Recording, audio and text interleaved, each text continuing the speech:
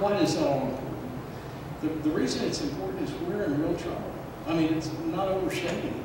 We just watched our medical system, if something's not done, going down the tubes. We just really watched the imposition of government control in our medical system. Many millions of additional people being placed on the policies to be regulated in Washington, and in the end, control of the system. To pass to Washington, the next portion of the agenda is cap and trade. You know what that really is?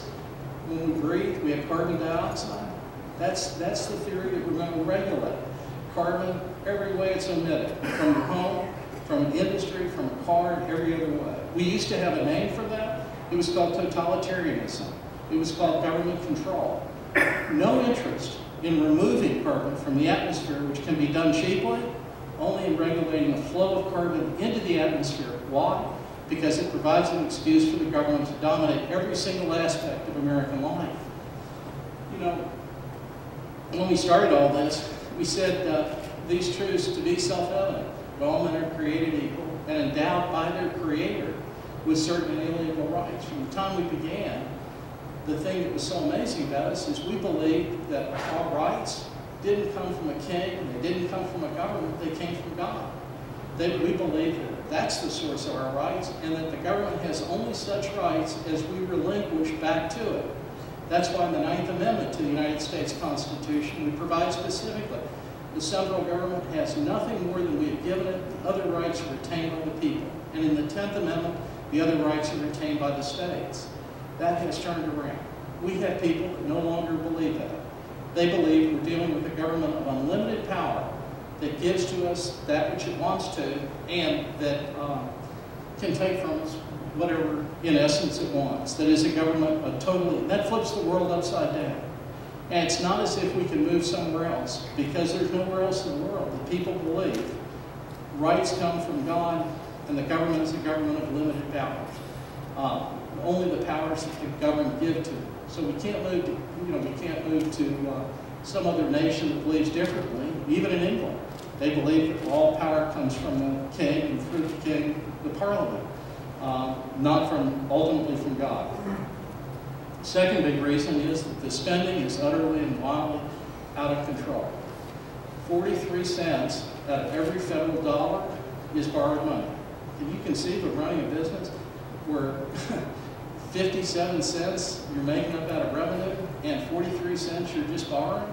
The government is even buying its own bonds. It's buying its own mortgages. Exactly the thing that we all learned in economics should never occur.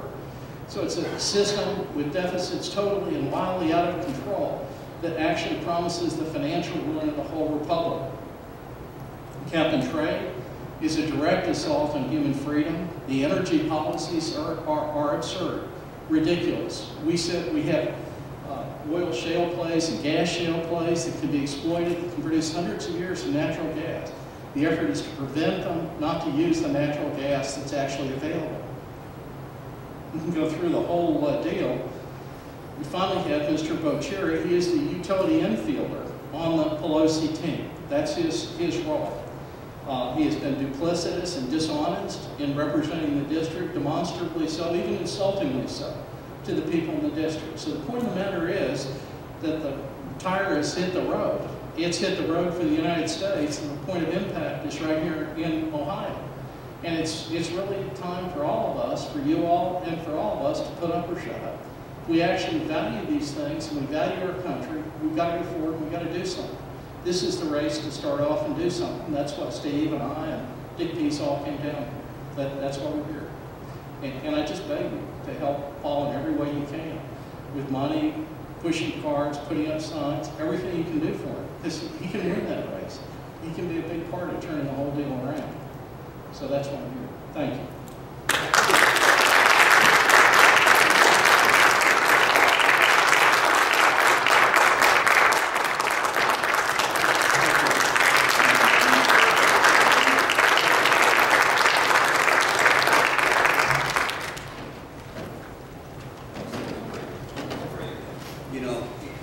This is one of the best moments of the past 8 months campaigning, to have somebody of his stature come up and fly in on his own dime, by the way, and campaign for me.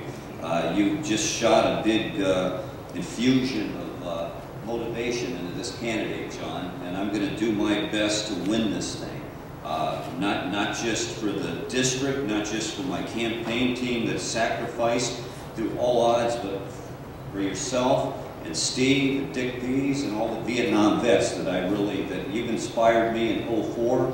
It was a learning experience working with you in the trenches and fighting John Kerry. I learned a lot, and I want to take what I learned, those values, those principles, and fight the good fight in the U.S. House of Representatives.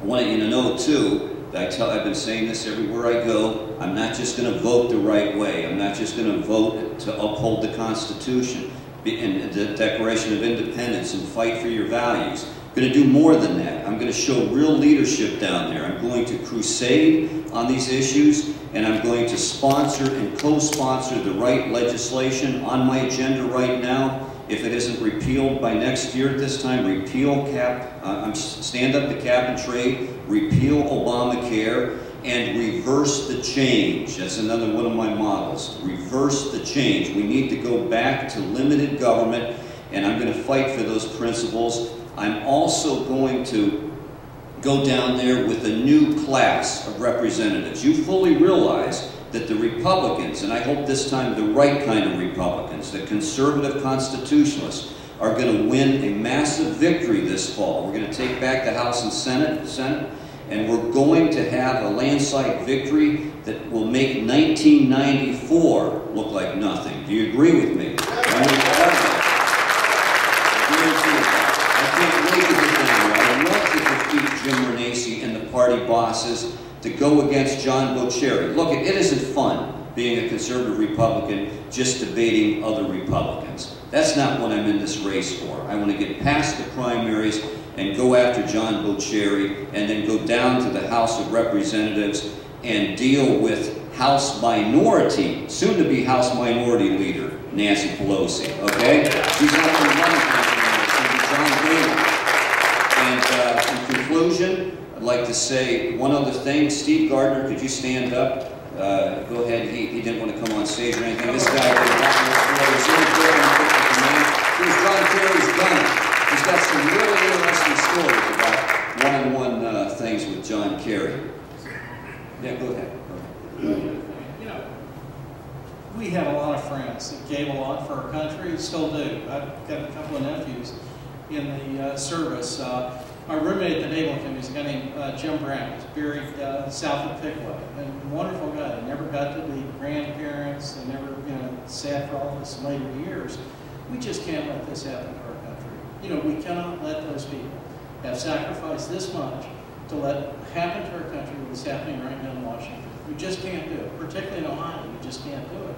You're the people that we always look to.